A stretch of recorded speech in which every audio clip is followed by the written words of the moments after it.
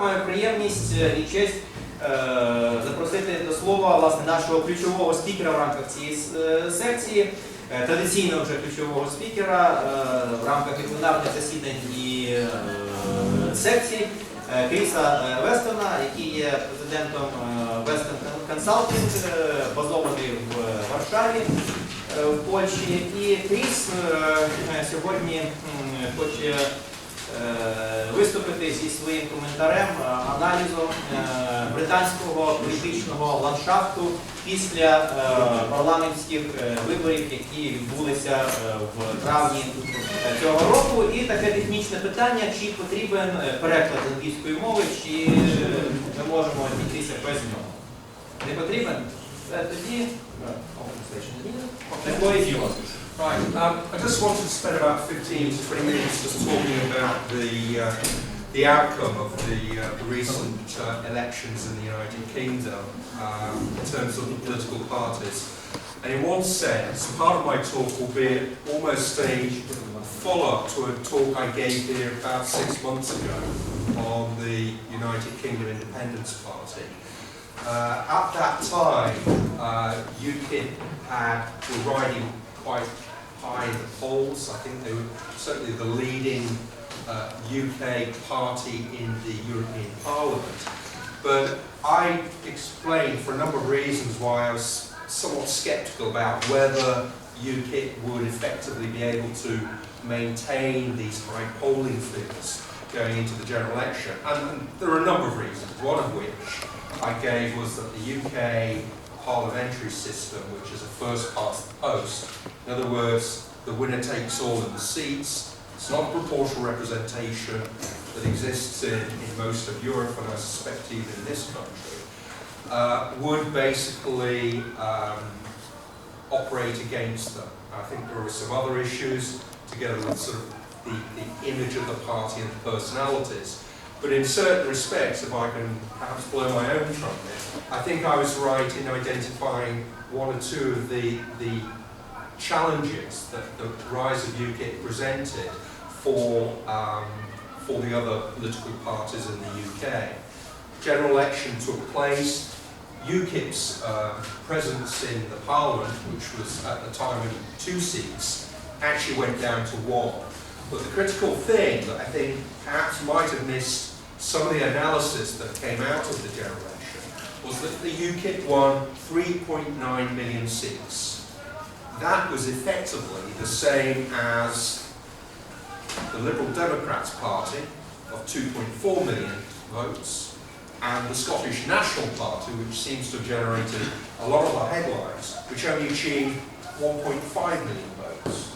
And yet the parliamentary representation was very, very different. UKIP got 1 seat. The Liberal Democrats Party, unfortunately, their vote collapsed to just 8 seats. But the Scottish National Party, again, of which much has been said, effectively got 56 seats. So even though the UKIP generated more than half the votes of the Scottish National Party, they got 1 seat against 56 that the SNP won. And that just goes to show what is effectively the issue with first past the post system operating in the United Kingdom. I think one could argue that it's unfair. On the other hand, one could almost say that some of its disadvantages outweigh the potential outcomes that can arise. And for example, particularly with Scotland, let's be very blunt, Scotland is massively overrepresented in the House of Commons. There's a lot of concern that they've voiced, certainly in the run-up to the independence vote, which I'll talk about in a moment, about, no one understands us, we don't have representation. But the reality is that the Scottish National Party has 56 seats in the House of Commons, and, with 1.5 million votes, that's quite an output for what is effectively a low number of voters. The thing that I would also talk about about the British political scene is I sort of followed politics in my country for probably more years than I'm prepared to concede, probably about 40 years, but for the life of me, I cannot think of a more surprising result, and also the outcome that has sort of surrounded those results. The polls were showing Labour and the Conservative Party, up until 2 days before, neck and neck, 34% each, probably one party 1% higher than the other. The outcome was very, very surprise to everyone. The Conservatives ended up with about 37% of the vote, and the Labour just over 30%. And yet the polls did not recognise any of that in the run-up to the election. Multiple polling, multiple polls of polls, which were just averaging, but no one guessed the result. And I think it's an interesting reflection, probably not just on the UK political scene, because given the fact that I've been in Poland for over 20 years, what happened with the polls for the recent presidential elections, and also what's happened in the United States elections when Obama won his term, there are some real issues to be asked about sort of the polling. And I know that a number of the articles came out in the United States, funny enough also in the UK, about maybe polls are not really sort of the thing to look at. It's really looking at where people are placing their bets for the election winner. Something people might want to think about if they're interested in politics and sociology in this country. I don't know whether people can bet on the elections, but one thing seems to have come out of the fact that if you followed where the bets were placed in the UK elections, you probably would have been better placed to know what the result was than the polls. But the more profound thing was that the UK has seen a significant turnover in all its political leaders. I mentioned the independence vote that took place in Scotland. Alex Salmond resigned. In the immediate 6 hours after the election result, Nick Clegg, the leader of the Liberal Democrats Party, who had been part of the coalition, resigned. Ed Miliband, leader of the Labour Party, resigned. And Nigel Farage, who famously had said that if the result didn't go his way and he won that seat, would eat his hat in 20 minutes after the result, he also resigned. More sadly, on the weekend, we've had the leader of the Democratic Unionist Party, the leading party in Northern Ireland, Peter Robinson, very sadly gone to hospital with a heart attack. Probably some indicator that that leadership of the party will also change. So what we've seen is almost a clean sweep of all the leaders of all the major parties in the UK, except one, David Cameron. And I from memory, I can't recall such an event happening in recent political history. I think that there are just two things I want to do to sum up. The one thing I want to talk about is the Labour Party. I think, following in the vein of my talk yesterday, where I talked about social relations and social networks, it's just worth bearing in mind the following history of the Labour Party, Britain's Social Democratic Party, one of the big left-wing parties in Europe. Since 1980, when Jim Callaghan, who was the Prime Minister, last Labour Prime Minister in 1979, who resigned, the leadership went to the following individuals. 1980, Michael Foot, who was an MP for Wales. He was followed by Neil Kinnock, an MP for Wales. Following Neil Kinnock resignation, John Smith, Scottish MP, who died after 2 years. The Tony Blair first government. Tony Blair, even though born in English, educated in Scotland and with strong connections to Scotland. Gordon Brown, Scottish MP. Robertson, the Defence Secretary, Scottish MP. Robin Cook, Foreign Secretary, Scottish MP. The Labour Party, albeit that it, a sort of left-wing, was heavily based in Scotland. That's its history. That's where the leaders have typically come from.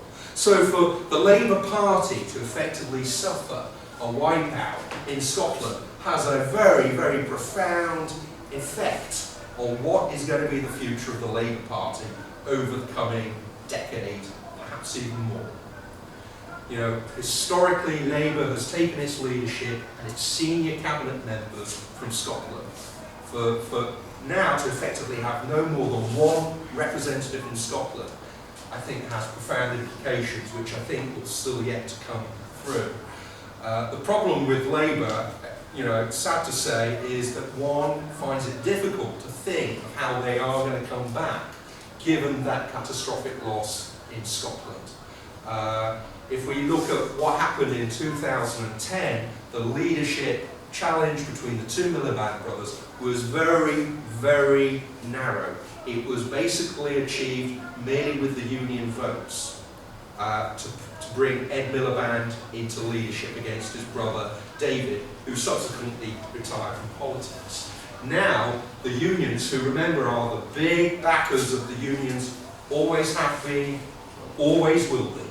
What will be their decision coming into the elections of a replacement for Ed Miliband? I mentioned very briefly yesterday about an American political scientist who talked about, you know, if you want to know who rules, follow the gold. With the Labour Party heavily reliant on trade union financing, you still have a significant decision in the vote for the leadership. It will be very interesting to see whether the unions will start to think, you know, is it really practical to go out on a limb to back sort of a left socialist when it ain't going to fly anymore. Scotland has gone where they can heavily rely on their votes, and in England it's become very, very clear that people who want to vote for Labour must capture the centre ground. That's why Tony Blair won 3 elections. So that would be what I would just say on the Labour Party. The Labour Party have got some very, very serious thinking to do.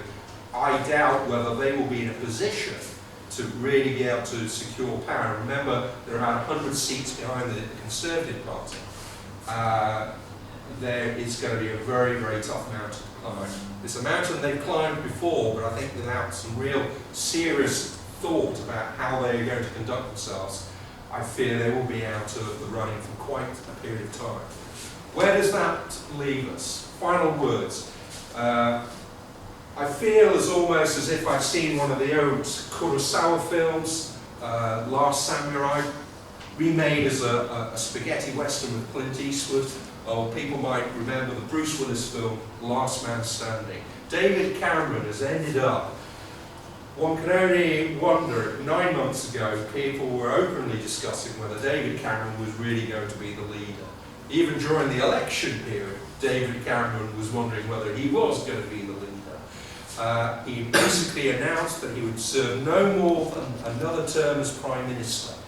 One of the persons who's been elected to Parliament is a person who's got a somewhat checkered past, the Mayor of London, Boris Johnson himself. Interesting to see what happens over the next few years.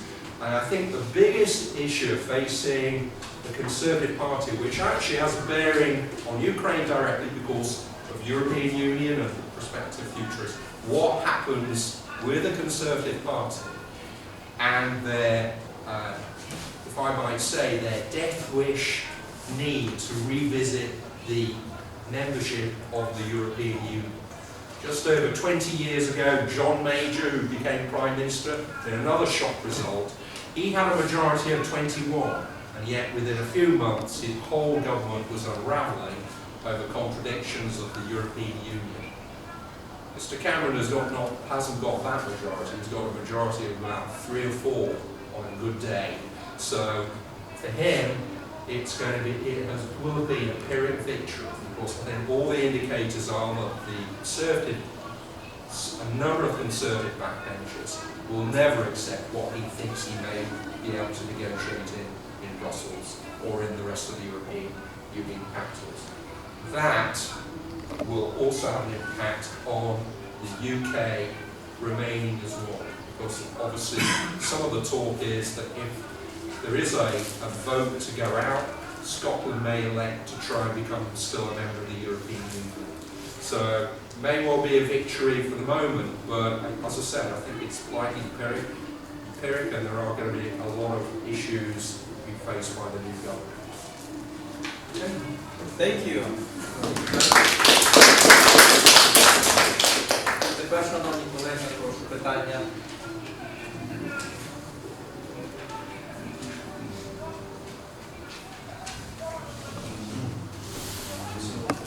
Tell some possible indicators of that policy heading towards exiting EU by the ruling party. What could be the indicators?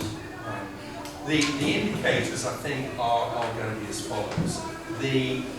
Under the recent Queen's speech that was given, effectively the UK is saying they will hold a referendum before the end of 2017. I think for reasons of parliamentary business and also for what happens typically to governments in the mid-term, which will be just around about 2 years, I think the Conservative Party will want to aim for a referendum to be held next year. The big problems is what in fact is David Cameron wanting to renegotiate. Some of the issues are coming up with migration, particularly within the European Union. I think Mrs. Merkel and a lot of the fellow leaders have made it very, very clear that it's totally non-negotiable. One of the great things about the European Union was there's going to be a freedom of movement of goods, services and labour. For any form of immigrant controls, that would just not wash whatsoever. One final point on the UK is that, you know, right now there is a lot of business lobby is not keen on the UK exiting the European Union. There are particular reasons. There is concerns that there may well be a lack of access to the market.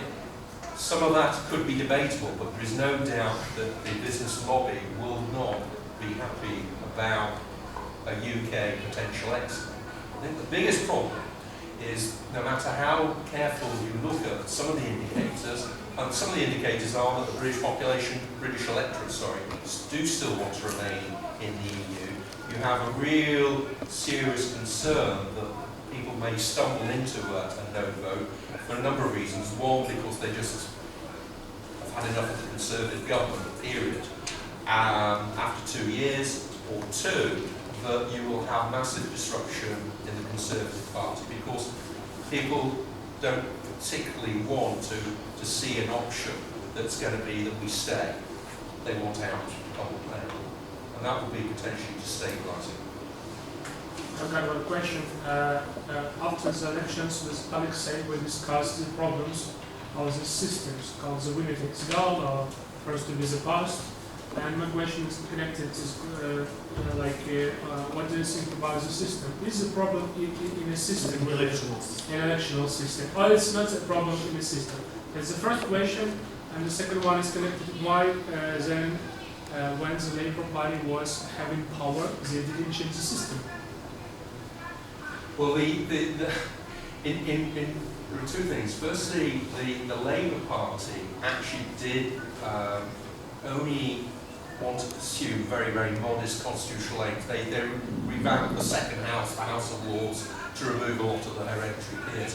But, you know, to be fair to the Blair government, I think Tony Blair was always, you know, no matter what talk about sort of radical or revolutionary, Tony Blair was always a very cautious politician who did not want to go out in front massively. You have to remember that the Labour Party was rewarded with, you know, 3 majorities under the system. There was a lot of discussion when Tony Blair gained power just before with the Liberal Democrats to try and construct a progressive left that would enter, you know, have some sort of reform of the proportional system. But once they could see that the major government was going to collapse and that they would come in with a massive majority, those talks were effectively cut off. And to be fair, the Labour Party benefited from that. They didn't come that too far away from continuing in power even in 2010.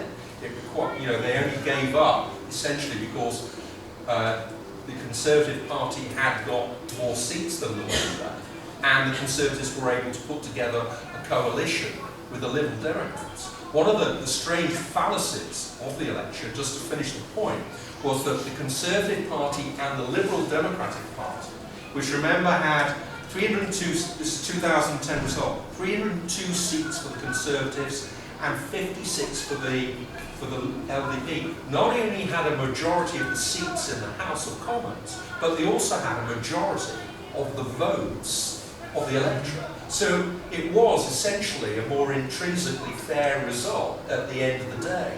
The actual downside of this result is, yes, the winner has taken all, but remember, the Conservatives are in majority. They only got 37% of the votes, but they have 50.8% of the seats. That's the sort of, the outcome. And I think, in a sense, probably answers my concern about the polling, which is when you have a first past the post system, it's very, very difficult to call the results. The actual Labour vote, as I seem to recall, went up by about 1.4%, but they lost, 30 or 40 seats, principally in Scotland. Whereas the Conservatives only, I think their vote went up 0.8%, but they gained 30 seats. So, you can cut this thing a number of ways. At the end of the day, the bulk of the parties accept the result. The one big loser is, funny enough, the UKIP. But some people might say, does sort of an anti-immigrant, sort of quasi-racist system party deserve to benefit only from the system? That's a question I raise rhetorically. I'll leave you to think about it. Ще питання, шановні друзі? Дякую. Шановні колеги, я пропоную надалі такий наш порядок денний. З вашого дозволу зараз візьму слово я і кілька хвилин поділюся своїми думками про продуктивність і евристичність так званої сходоцентричної парадигми в соціологічній теорії. І надалі передам головування колегам. І в нас є представниця Вищої школи економіки Марія Руденко. Надамо їй слово з доповіддю надзвичайно цікавою про специфіку політичної системи на теперішньому етапі Марокко. І далі пан Критичний. І далі вже будемо в робочому порядку визначати, хто бажає виголосити свої доповіді. Єдине, що з першої до другої у нас планується перерва. Отже, шановні друзі, на чому я хотів зосередитися? Власне, тематика нашої конференції – це конфігурації модерну з фокусом, концентрацією на проблематиці влади в Україні і глобальних вимірах влади. І наша конференція багато в чому базується, використовує ідеї, які проголошує Георгій Дерлинян і його вчителі, такі як Олерстайн, Арігі, але назвавши цих фундаторів світсистемного аналізу, було б абсолютно несправедливим забути надзвичайно масштабну, потужну в плані інтелектуального та організаційного впливу на школу світсистемного аналізу, як Анте Гундер Франк, який пішов в життя майже 10 років тому, і який є надзвичайно унікальним мислителем в тому плані, що він одночасно виступає попередником, таким собі інтелектуальним Іоанном Хрестителем, і водночас виступає мислителем, який переріс, запропонував альтернативну парадигму тій парадигмі, яка базувалася на його попередніх поглядах, начебто прийшла і на зміну, а він потім цій зміні запропонував власну зміну. Тобто він в якийсь спосіб кілька разів переростав самого себе. Зупинюся детальніше. Зараз я не буду акцентувати на біографії цього мислителя, хоч вона сама по собі є надзвичайно цікавою і могла б бути те, власне, і ставало предметом окремих розвиток, можу, зокрема, спрямувати до свого тексту «Подорож на схід та новітні соціологічні теорії», де я на цьому питанні зупиняюся детальніше. Тепер я би хотів зосередитися саме на чистих соціологічних ідеях. Гундер Франк всім відомий як фундатор концепції, один з фундаторів концепції залежності, і такого як її різновиду, як концепції розвитку-недорозвитку. Суть цієї концепції є доволі проста і, власне, перевагою, але так само і недоліком побудувань Франка є їхня чіткість, яка дуже часто перебуває на кордоні з прямолінійністю і спрощеністю.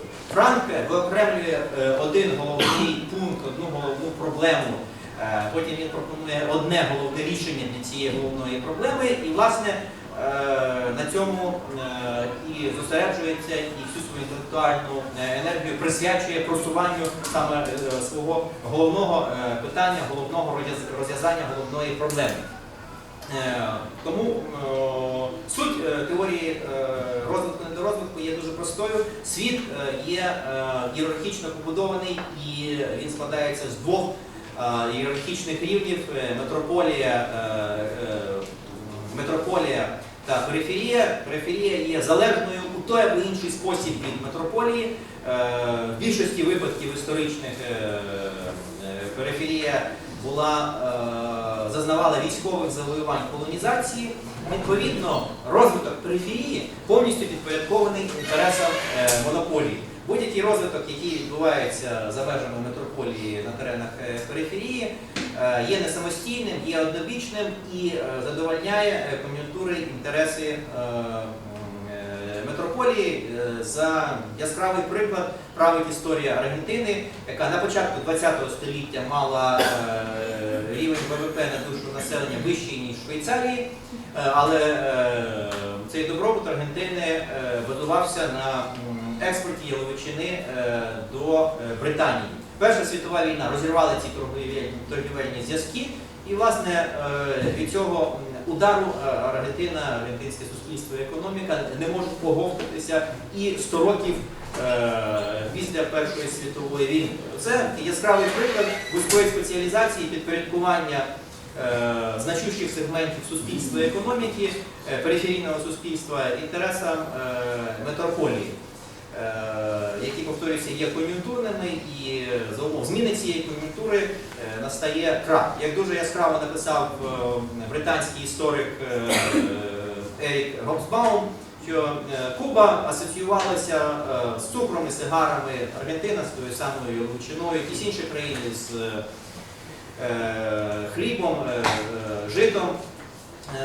І така вузька спеціалізація, зрозуміла, вона не є такою sustainable, вона є надзвичайно однобічною і з точки зору Франка призводить до консервації, відсталості, залежності і спричиняється, цей розвиток з його точки зору є не розвитком, а його протилежністю, дегенерацією. Тобто розвиток недорозвитку, як він формулює.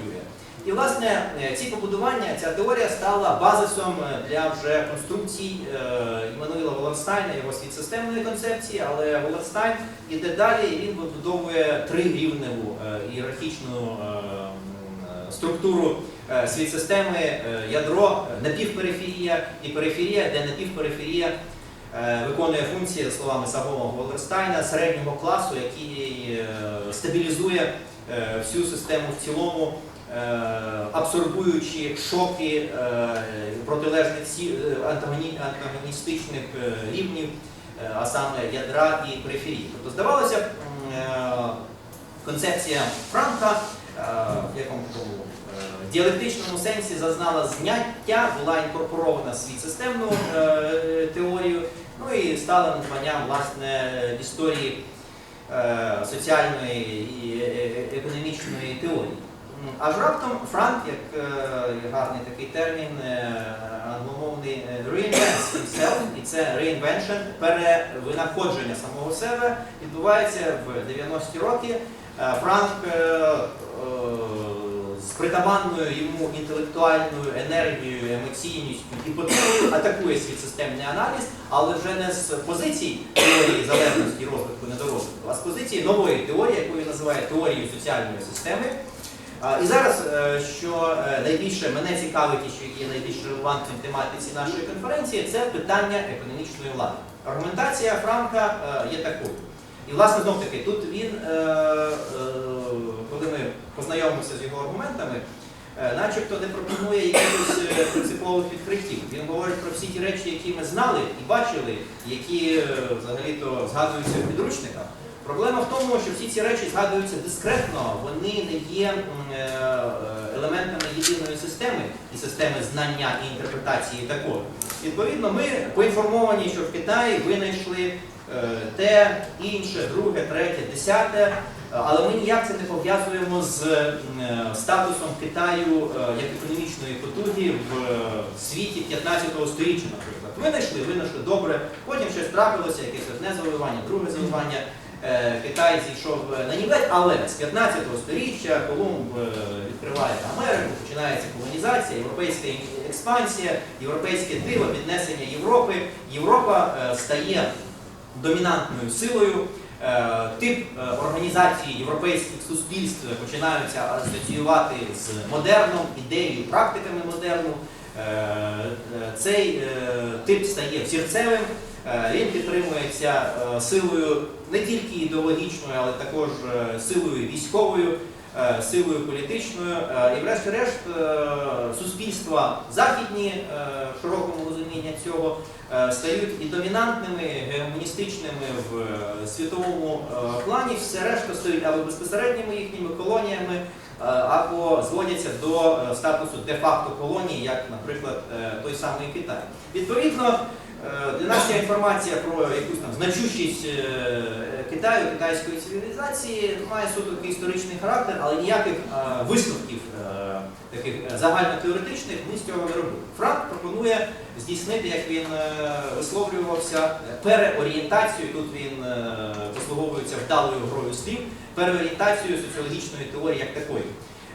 Переорієнтацію соціологічної теорії на схід, тобто на орієнти. Власне, його книжка Reorient, переорієнтація, то так в назві пишеться слово orient, в назві reorientation, тобто переорієнтація великими літерами, щоб ми зрозуміли, куди відбувається ця переорієнтація. Він каже, давайте подивимося на економічну статистику.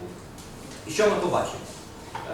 За тими аргументами, і власне знов-таки, ця статистика абсолютно загальновідома. І вона говорить про таке.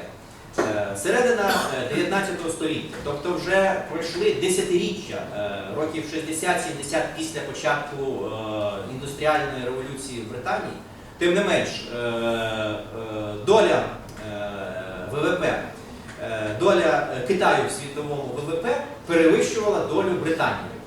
І це після всіх тих негараздів і невдач військових, які Китай зазнав, зокрема, після опіумних воєн. Тобто ми бачимо, що це піднесення Заходу насправді в історичному аспекті є дуже і дуже нещодавнім елементом, новітнім елементом, що воно має свою історію, і багато в чому воно базувалося, і тут Франк адресує вогонь своєї критики і проти Валенстайна, якого він звинувачує в євроцентризмі, тому що Валенстайн починає аналіз світ системи з зародження європейської світ-економіки, і проти Маркса, якого також він звинувачує в орієнталізмі, тобто зверхньому ставленні до східних суспільств.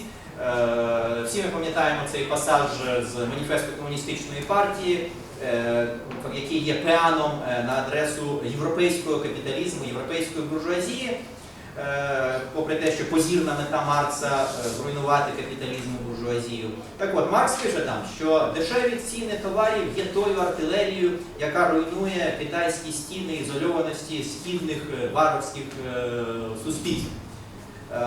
Якщо ми подивимося на факти, на економічну історію цих суспільств, то ми побачимо, що ніякої артилерії дешевих цін на товари, вироблених в Європі, не було.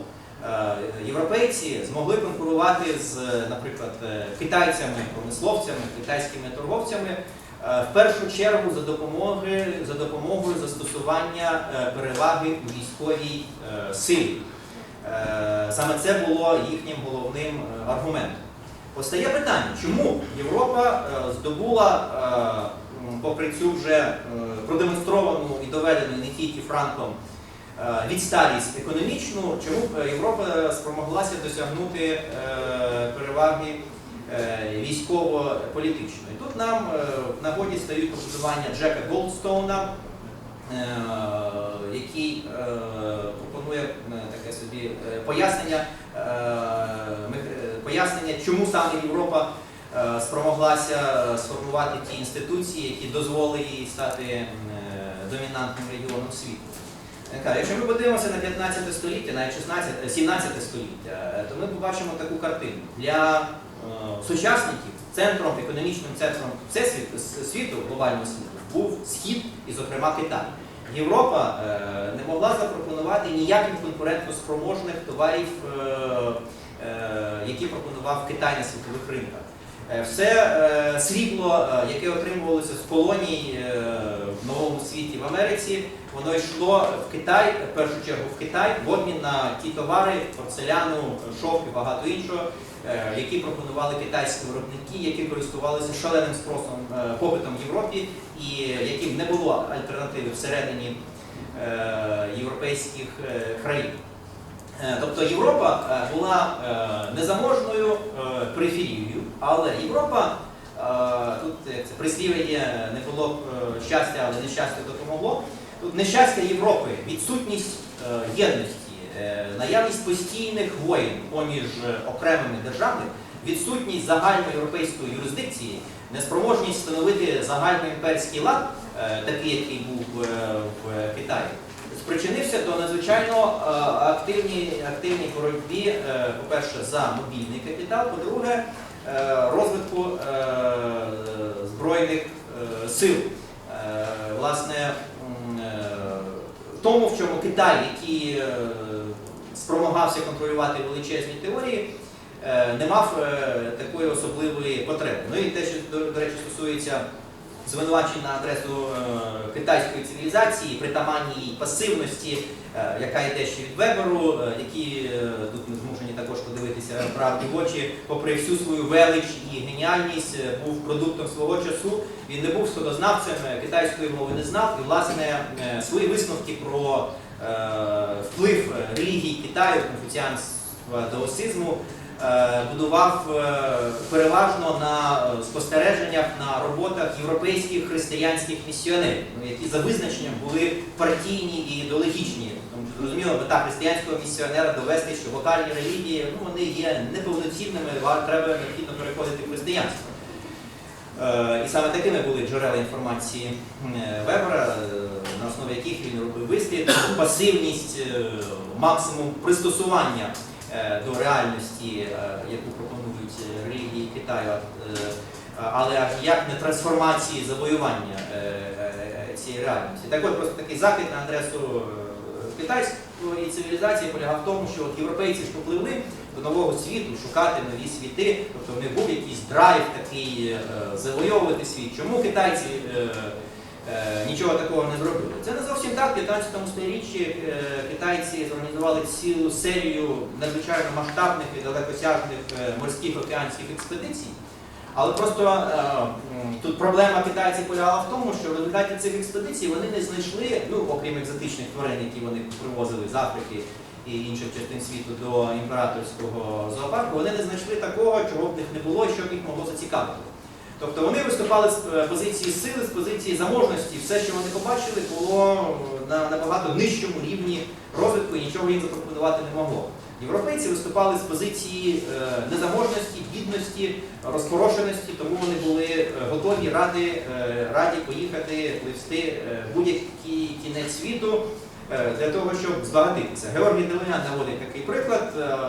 Португальські купці, але гарно озброєні португальські купці припливли до якоїсь держави індійського субконтиненту, ну, якийсь регіон, напевно, який відколовся від імперії великих моголів, і вирішили встановити такі справедливі ринкові взаємини з місцевим правителем, продемонстрували йому свої товари, якісь свої вироби текстилю найкращі. Місцевий правитель сказав, що це таке, віддайте це жебракам, дайте взагалі цим португальцям якихось грошенят, бо не можу на їхні злидні дивитися, моя людинолюбивість цього не дозволяє. Португальці образили, сказали, у нас є потужні гармати, давайте ви все ж таки з нами будете торгувати і переоціните якість наших товарів, тому що наші гармати, яких вас немає, дозволяють нам ваше місто стерти з лиця землі. От, власне, початковий момент входження європейців на ринки, які перебували за межами Європи, і встановлення оцих от торгівельних взаємин. Відтак, говорячи, знов-таки завдяки тому ж Георгію Делегану вже стало в нас популярно послуговуватися чотириелементною схемою соціальної влади, яку розробив британо-американський соціолог Майкл Манн, саме соціальної влади, як це називає Манн, а саме військової, ідеологічної, економічної, політичної. І от саме первинність військовій і політичній владі дозволила Європі, Заходу підпорядкувати собі центри економічної влади набагато потужніші, ніж була Європа, і використати це як джерел свого піднесення. Лігі наводить дуже цікаву статистику. Індія, колонізована Індія, виступала таким собі велетенським бараком, постачальником живої сили для британських колоніальних сил, тобто армія сформована з мешканців індійського субконтиненту, допомагала підтримувати колоніальне правління. По-перше, розширювати колоніальне правління, по-друге, індійський субконтинент ще й фінансував цю саму колоніальну армію і британську метрополію. Тепер Франк вказує також на загальновідомий факт, він вказує, як на мене, і тут вже точка, де я з Франком розходжуся, з надзвичайно великою дозою оптимізму, і, як на мене, цей оптимізм поки що не є виправданим, вказує, що тепер історія зробила, так мовити, коло, і ми повертаємося до нормальності, оскільки більша частина писаної історії, яка нам відома, пройшла світовою під домінуванням, економічним домінуванням Китаю. Тепер ми повертаємося до цієї норми. Китай відроджується і стає, і доволі швидко стає центральним економічним гравцем в світі, стає локусом перебування економічної влади. Але тут, і на цьому я буду завершувати, але випустивши кілька критичних стріл в адресу аргументації Франка, тут проблема Франка в тому, що він є таким собі економічним імперіалістом. Тобто він говорить про економічну владу, абсолютно справедливо, про її важливість, але він ігнорує владу політичну, владу військову і, що не менш важливо, владу ідеологічну. Британський дуже цікавий мислитель, який завчасно пішов в життя, Пітер Кован, свого часу в рецензії на книжку Джованні Арігі «Chaos and Governance in World System», де, власне, Арігі пише, що теперішня світова система, вона розвалюється, Сполучені Штати втрачають гегемонію, гегемонія пересувається, скоріше за все, на схід до Китаю. Пітер Кован робить такий запит на адресу Арігі. А чи спроможний Китай запропонувати гегемоністичну ідеологію? Чи спроможний Китай буде підтримувати гегемонію не тільки економічну, але також військово-політичну, а ця військово-політична, своєю чергою, буде закорінена в ідеології, культурі гегемоністичній, яку запропонує Китай.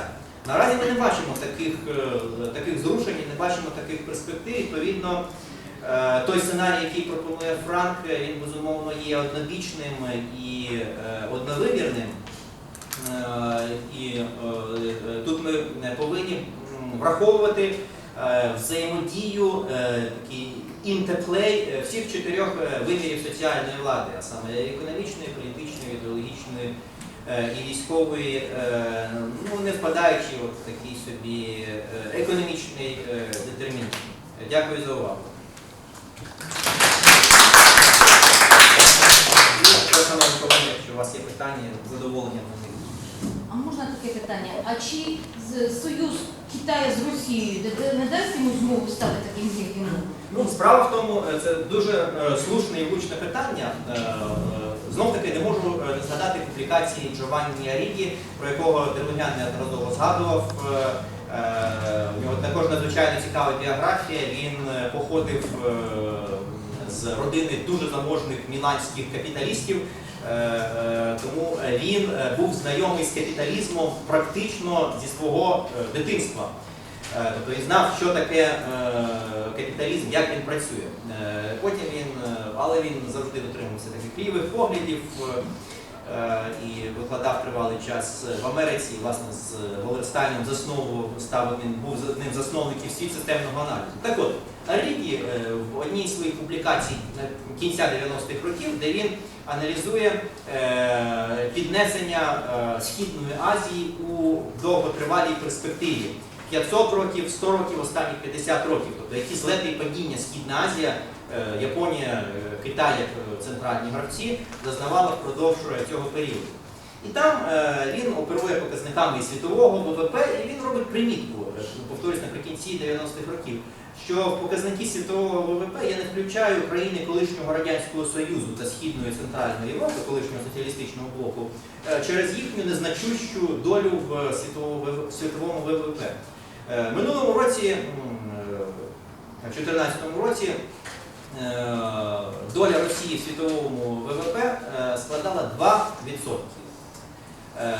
Ну, зрозуміло, і 0,1% – це суттєвий обсяг і населення цілих територій на основі споживають не відсотки, а споживають реальну продукцію. Але тим не менш, це дуже яскрава демонстрація обсягу економічної влади, яка перебуває в руках Російської Федерації.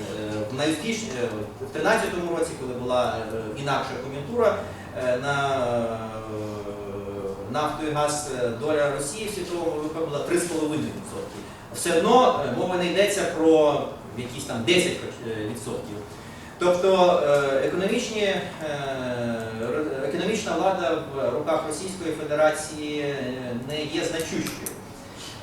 Наскільки буде довготривала політична влада, та політична система, яка зараз побудована в Росії, також дуже важко сказати. Є голоси і як справа, так і зліва про те, що велике питання, чи буде вона довготривалою. Ну, залишається військова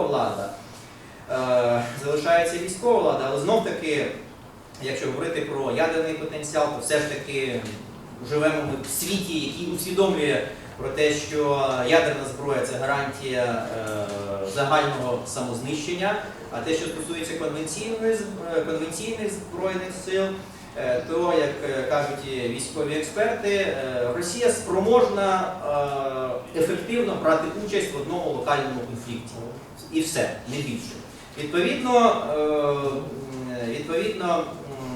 можливість, так мовити, взаємодії симбіози Росії і Китаю, на думку багатьох коментаторів, дослідників, вони можуть базуватися тільки на підпорядкованому положенні Росії.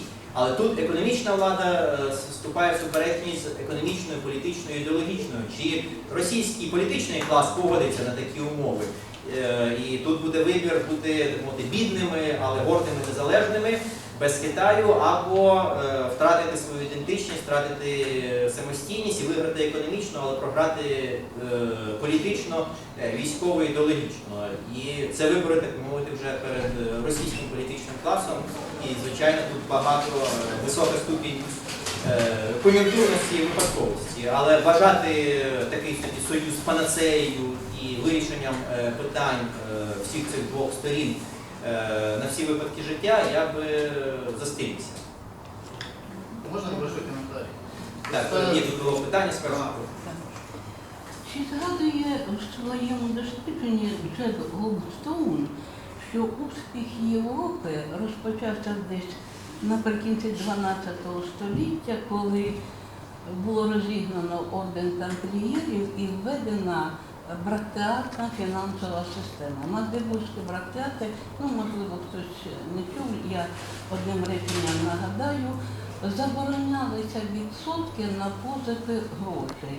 І якщо друкувалися такі тоненькі, як листочки, бракет, шратиниця листочок, оці гроші на протязі 1 року. Якщо ти не використав ці гроші, то ти отримував нові надруковані, але з втратою там десь 30-50%. Тому всі вкладали в гроші, в науку, в мистецтво, в освіту. У Франції навіть маленькі містечка мали свої університети. Завдяки чому сприяли піднесення науки і технічних винаходів. І Європа вже десь в 15 столітті над цим світом піднялася своїми технічними винаходами і з допомогою цього завоювала колонії. І всі ресурси Європи попливли з колоній. Тому економіка Адама Сміта, а за ним і Карла Маркса, вона виходить, базується на те, що привозилося в трюмах пароплавів, тому вона, так би мовити, наука не від коріння, а з середини стовбура. Ну, а сировина, яка з'являлася в колоніях, це акумуляція сонячної енергії, фотосинтез, що не враховується в економічних науках і до сьогоднішнього дня. Дякую за ваше питання. Тут перше за все мушу внести уточнення. Орден Тамплієрів було знищено в 14 столітті, а не 12-му. За ініціатором був король Франції Філіп. Четвертий красивий. Прекрасний, так. Привабливий. Це перше. Друге, це, я думаю, питання для окремої вузькофахової дискусії про вплив цієї економічної системи, ну, власне, про дуже складні взаємини з кредитуванням, банківською справою і відсотками католицької, християнської Європи, ну, власне, економічними практиками. Дуже багато пише Вебер, багато заборонялося, але тим не менш ці практики повністю викорінити не вдалося. Ну і те, що ви говорите про розвиток науки, мистецтва, все ж таки до певної міри, мені здається, це ідеалізація, тому що не варто забувати, що університет, як ми його знаємо, тобто хоч термін університет і організація університет виникає в 11-12 сторіччі, але зрозуміло, що той університет надзвичайно малоподібний до сучасного університету. Сучасний університет має з тим університетом спільне, головне це термін самий по собі. І сучасний університет базується на німецьких університетах 19 століття, які постали в результаті всім відомих освітніх реформ в Прусському королівстві. Тому що, власне, університети середньовічні це заклади, які дуже віддалене відношення мали, власне, до науки, особливо точних, природничих наук. І саме тому після Французької революції відбувається заснування не університетів, а спеціалізованих професійних шкіл. Політехнічна школа і, власне, Київський політехнічний інститут якоюсь мірою є нащадком інституційного цього зразку Еколь Polytechnic, адміністративна школа, вища нормальна школа. Тому тут потрібно розбиратися з деталями, але я не думаю, що ці деталі так підважують і спростовують аргументацію Франка. Але, шановні колеги, тут в нас вже обмаль часу, але багато бажаючих виступити, тому дякую за увагу, готовий з усіма поспілкуватися в кулуарах, потім ми пізніше ваші коментарі послухаємо. І дякую.